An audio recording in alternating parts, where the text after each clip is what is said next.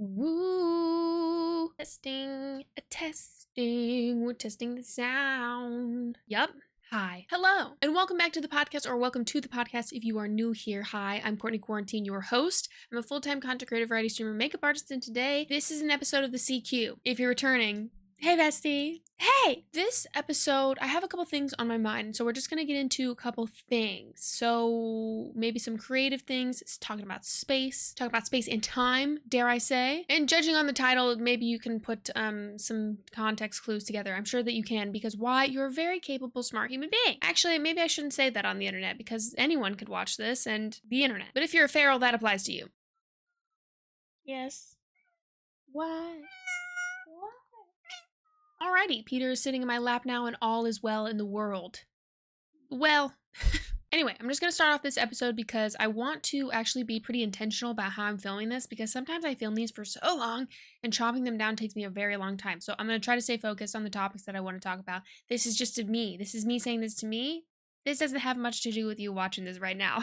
But anyway, I am fascinated with space, and this is the first thing that I want to talk about because it weirdly ties into a lot of other topics. And I think that as much as I've talked about space in the past on my podcast, I think here restarting the podcast or kind of bringing it back or whatever you want to call whatever happened, I just basically want to be sure that like I am talking about it again and kind of nodding to past episodes. If you haven't seen past episodes, no worries. I'm just going to talk about space. I think it's really fascinating. It's something that like I remember the very first time that I heard about space, and it was in second grade. Now, how do I remember this? Because I've thought about it literally since then. Things with memories can work really interestingly, because I know there's that kind of the phenomenon of like your memory only works so much, and then you start to remember the times that you've thought about things. Let me try to explain this a little bit better. What you're remembering is the last time you thought about something, right? It's not necessarily you kind of thinking about the same thing over and over again. It's like, I don't know, there's like a weird phenomenon, or maybe there's some psychology or something behind that of like you thinking about this thing because you've thought about it so many times. That is so, I'm sure this is a great way to start the episode. You're probably like, literally what? Literally what? Why I'm bringing this up is because I've thought about it so much in my life, because I've thought about space so often, literally since it was like a funny thing in like second grade, and it was like oh yeah, well space goes on forever, space is infinity.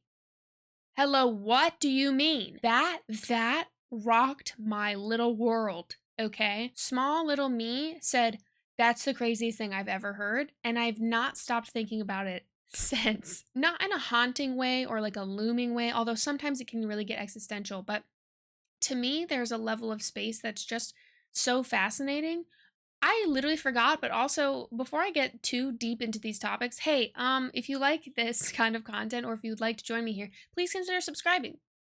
Oops, I almost forgot to mention that again, but please consider subscribing. I would love to have you here. And if you would like to give this video a thumbs up, if you want to give it a like, I would appreciate that too. It greatly helps with the algorithm, helps with the page, and helps people find it. If you want to comment something, that's even further. That's an even greater help. If you don't know what to comment, you can say, I love space, if you like space, or space scares you. I love space, or space scares me.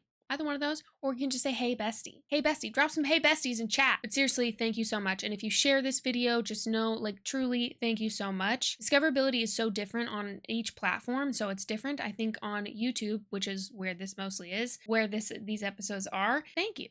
It's very appreciated. So anywho, back to space. So when I heard about it being infinite, it was really hard for my mind to grasp at that time. And it was like a silly little like, oh, space goes on forever.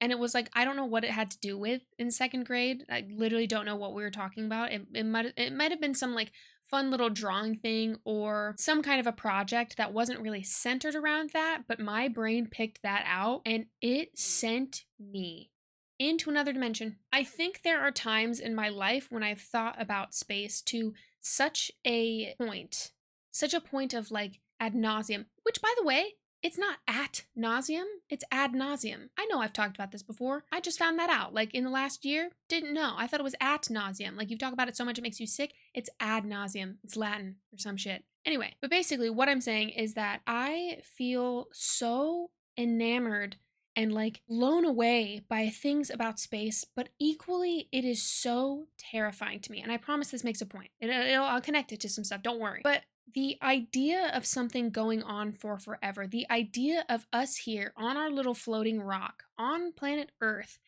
having these telescopes that can view out into space, that can view into and look past time.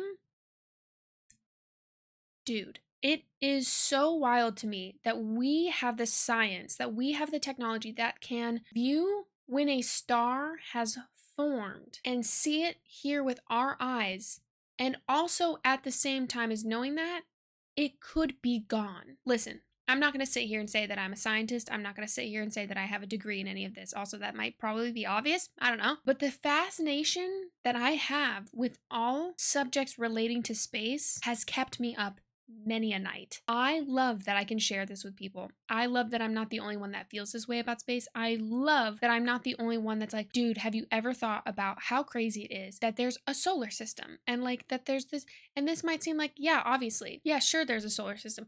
But when you really think about it, and like, I mean, when I really look at pictures of the planets, of Saturn, of Jupiter, of Mars, of Mercury, and I'm sitting there just in awe, and it's mostly stuff from NASA because like, so NASA or NASA, I say it different every time, and I feel like I just sound stupid. So I'm gonna get that out of the way. If I say NASA or NASA, we're moving on. But when I look at pictures and they're like, oh yeah, the Hubble telescope released this.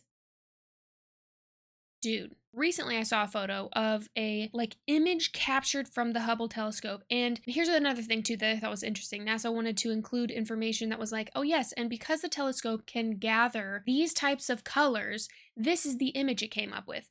Now hold on.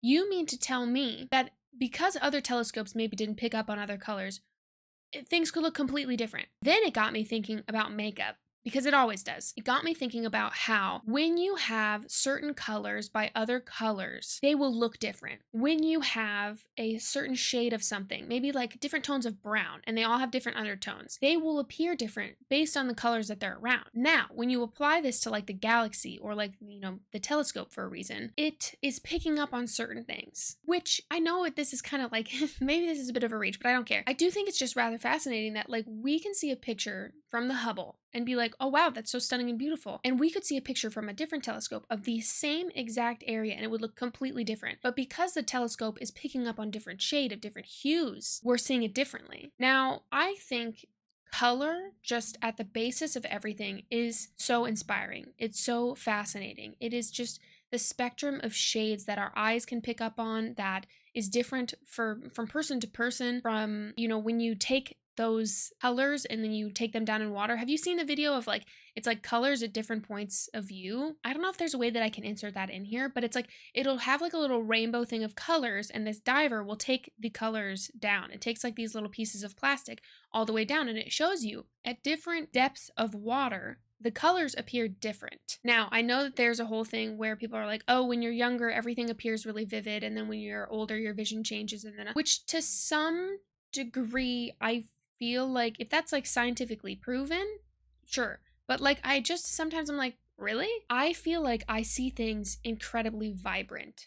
I feel like I see things incredibly, like the saturation is like really, really bright, particularly based on like places that I've lived and stuff like this. I think that kind of depends. Cause like when I think of like, for example, winters in the Midwest, that's a kind of gray, that's a kind of gloom that kind of hangs around a little bit more. But then the spring, incredibly bright, summer, incredibly bright, fall, deep, rich tones. So on the one hand, I'm like, sure. On the other hand, I'm like, is that real for everybody? Which I think if you can ever make a blanket statement about like, oh, this is how this happens to all humans. I don't know. I feel like I want to ask like Hank Green about that, which is a whole other thing. But like, there's sometimes where I'm like, oh, sure. Like, you know, these things will happen over time or XYZ. But I'm like, is that the same way for everybody? I don't know. It just really gets me thinking. So anyway, back to a little bit of space. I was looking up some articles and just kind of seeing what was going on. There are like launches, and I think given the political climate right now, there's not too much of like the current news that I want to talk on because I'm a little weary of like what is going on and like who is also kind of leading these decisions. I think space exploration and science in space and, you know, the work that astronauts do is incredibly important. And I think it's really fascinating. I don't think that, or I wouldn't imagine, I live in America also, I live in the States. I wouldn't imagine the current political idiots care about space that much. So I'm just gonna put that out there. And if they do, they're probably like, I want to go to space for fun, to say that I did it before somebody else, because it's always some weird competition between those dumb men. Anyway, before I go too far into that, another thing that I'm really fascinated with is like red galaxies. And there's these different galaxies that we see and we like have these images of now. And I think, let's see, like a firestorm of stars. NASA just posted this on their Instagram. Like, that's crazy, dude. Like, if you don't look at that and it just, well, I look at this and it makes me like emotional, and I don't know why. It says that the image close-up was taken by the Hubble, and it's one of the brightest galaxies in Earth's night sky. At some point in the past, Centaurus A collided with another galaxy, resulting shockwaves caused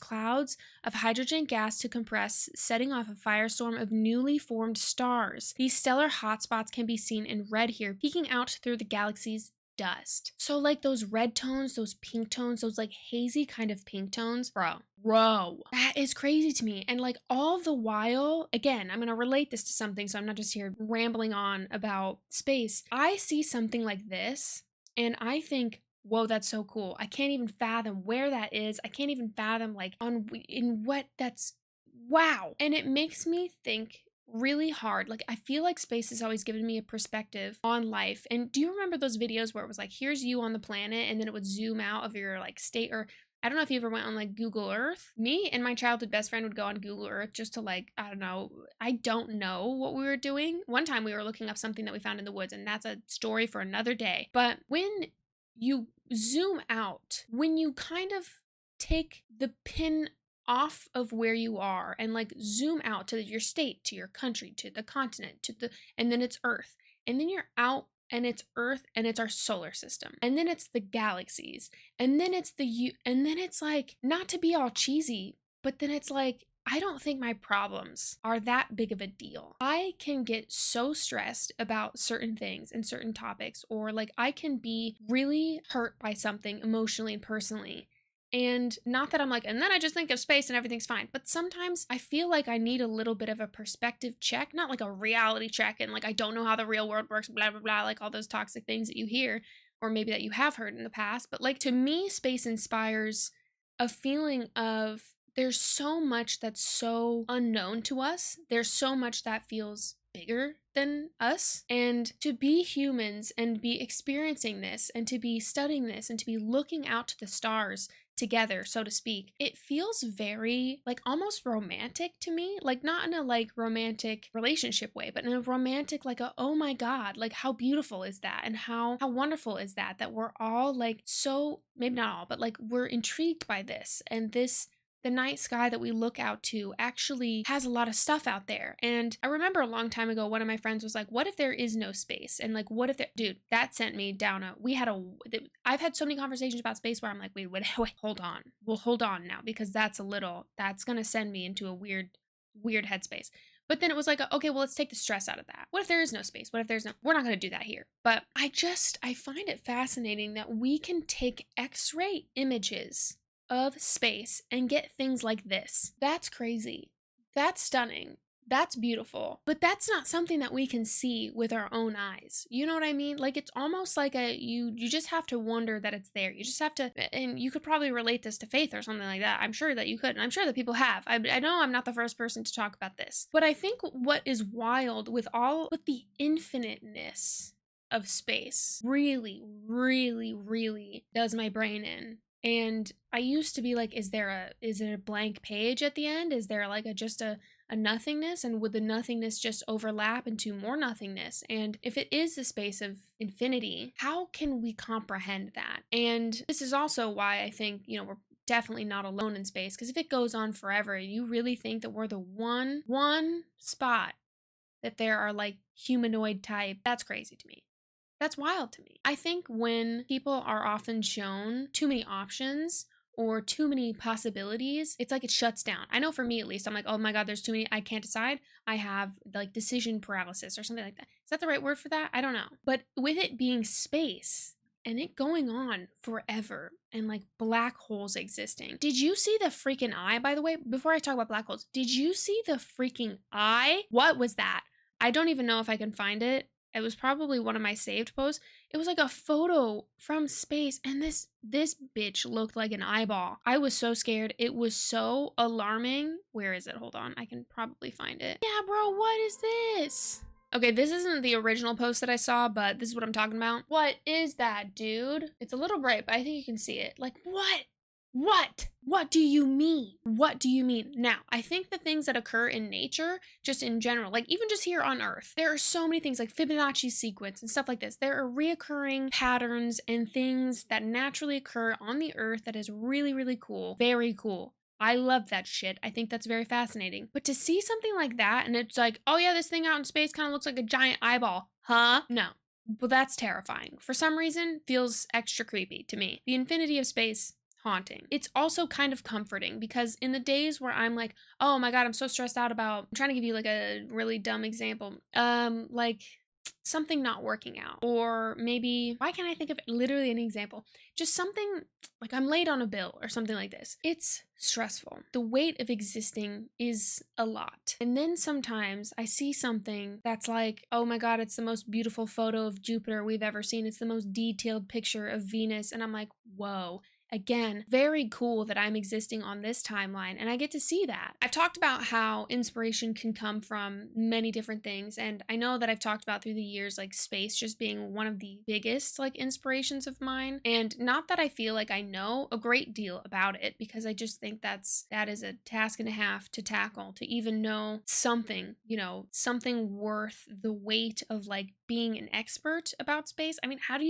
where do you even begin? And I've talked about the movie Interstellar quite a bit, just in my daily life, because it was one of those movies again that I saw, and if you haven't seen it, I won't spoil anything, but I highly recommend you check it out. Interstellar is one of the movies that like, it's like a phone down movie. There are phone down shows and there are phone down movies that I feel like it takes a lot for me to focus sometimes. Just in general, I'm like always thinking about other work that I could be doing or other tasks that I could be accomplishing, or I want to multitask all the time to make things more efficient because I constantly feel like I'm running out of time. That's a whole other time. But that's a phone down. My eyes, I was worried I wasn't blinking that much when I was watching that. You know what I'm talking about? Like, it was such a well done, good movie. It's such a, like, your brain, at least for me, was just absolutely whirling. If you've seen that movie, please, again, no spoilers for those of us who haven't seen it, but like in the comments, if you saw that, how did you feel after watching that? Because it was almost like a relief. It was almost like oh, maybe my problems really are very small. Maybe this thing that I'm concerned about doesn't really matter. Now, I know it's a movie, I know, but movies are incredibly inspiring as well. But I can't help but think just about how fascinating it all is. So again, I'm weary to talk about some of the stuff that's going on with SpaceX, the SpaceX Falcon 9. Apparently this was a moon landing. So I'll read from NASA's account directly. On February 26th at 7:16 p.m. Eastern Standard Time, Intuitive Machines Athena lunar landed, lifted off from the NASA Kennedy aboard SpaceX Falcon X rocket. Athena is scheduled to touch down on Thursday, March 6 on Mons Mouton, a plateau on the moon's south pole region. Watch the stream on plusnasa.gov. Athena is carrying several science and technology demonstrations to gather data about the Earth's nearest neighbors and to help pave the way for NASA Artemis astronauts to explore the moon and beyond for the benefit of us all. That's wild. Our lunar trailblazer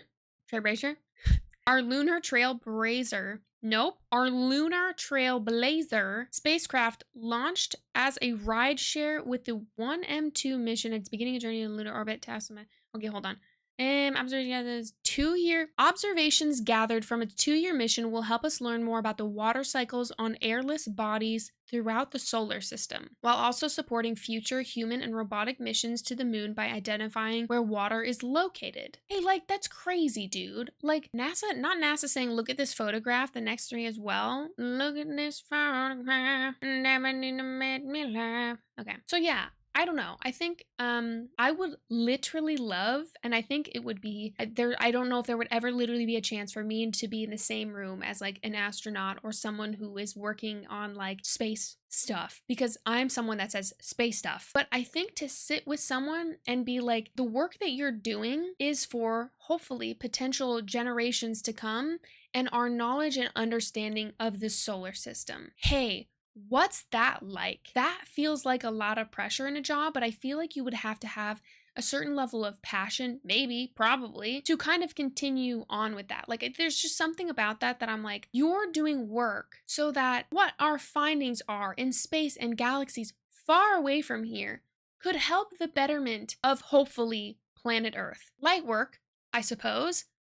And it's so fascinating because people have devoted their whole lives to this understanding, this science. And I think that it would be impossible for one human to gather all the knowledge in a complete and total way. Like, you'd have to be like, okay, here's a little summary on this thing that we did, because if we dove into all the details, we just simply don't have time. And then it makes me think about the value of time and how important it is to care about the things that you care about and let yourself dive into it. Now, stay with me here. I think that when I get on these kicks of like thinking about space and thinking about the links of it all, the intensity of it all, it makes me value and treasure my time in whatever it is that I'm doing, because time is our most valuable resource. It truly is. Like, bottom line, I think there are people that would maybe argue a couple other things, but I truly think time is our most valuable resource. And what you pay attention to, what you give your time to, is incredibly valuable. Now, when I'm saying this, I'm also going to say that, and I know a couple of you who know me in real life are going to roll your eyes, because I'm rolling my eyes at me too. But even taking the time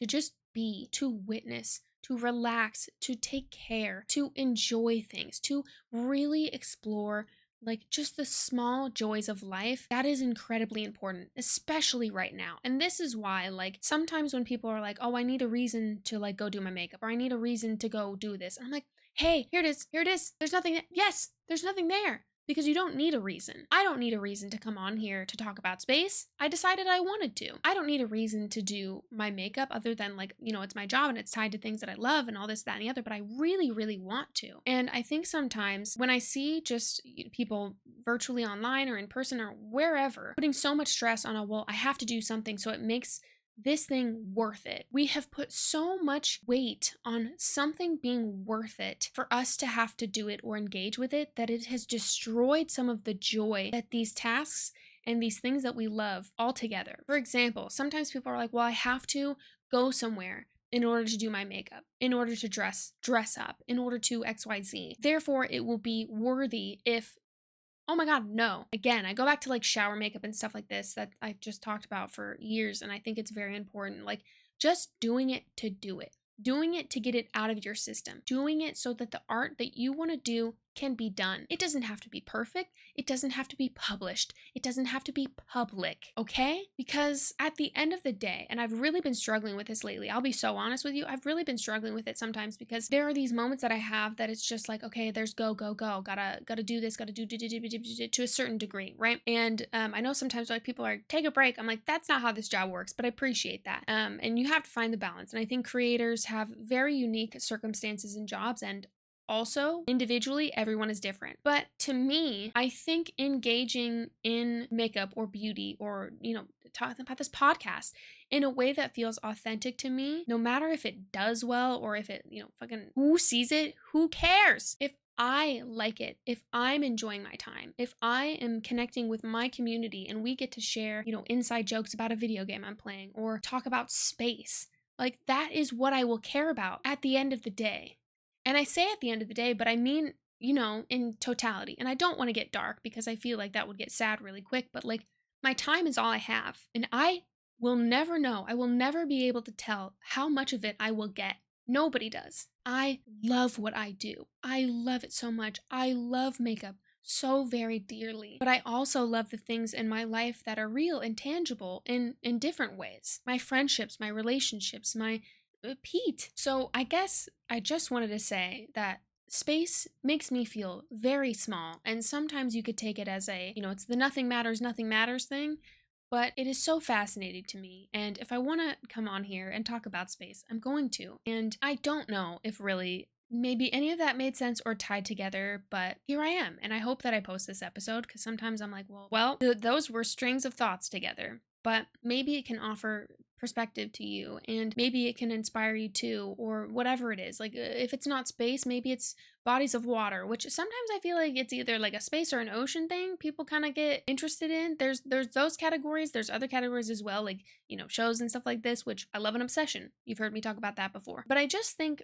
being able to have community and talk about these things is a really, really delightful thing, and it's something I take a lot of pride in, especially with like my community with the Ferals. Like it's quite lovely to be able to just get excited about new music. I was listening to the new Joe music on stream the other day, and I was like, God, I love this so much. It made me so happy. And to be able to put a song on repeat for 900 songs in a row, I'm gonna do that. I think, to quote actually one of the songs, I think the quote was, "It seems that my capacity to love and share has changed." No, what was it? Now I want to know what it is. Hold on. It was actually in the Basic Being Basic song, and the lyric was that it's like my capacity to love and give has changed. Dude, hit me right in the chest, because it's so true. It's like my capacity I have zero tolerance for some things. I have all the tolerance in the world for other things. But like also it's a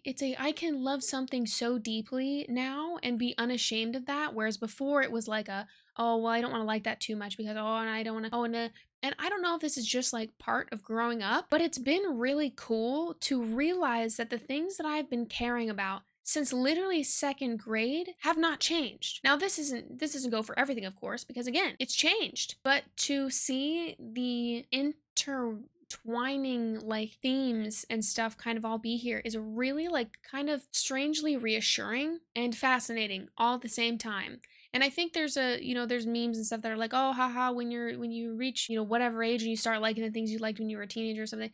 I feel like I've always kind of liked the same things. I've gone into like ebbs and flows of kind of like engaging in certain discourse or arts or, like film or hobbies or even careers. And it feels like some of those are like eras, but they're like kind of layered on top of everything else. Do you know what I mean? So I just wanted to take a moment today to just ever so briefly talk about some very very surface level space stuff. Black holes, I don't even know if I would need to do some like heavy research on here to talk about that, because like what the do you mean? Like what does that even mean? I remember hearing about how someone looked into a black hole and I was like, what's going on with that?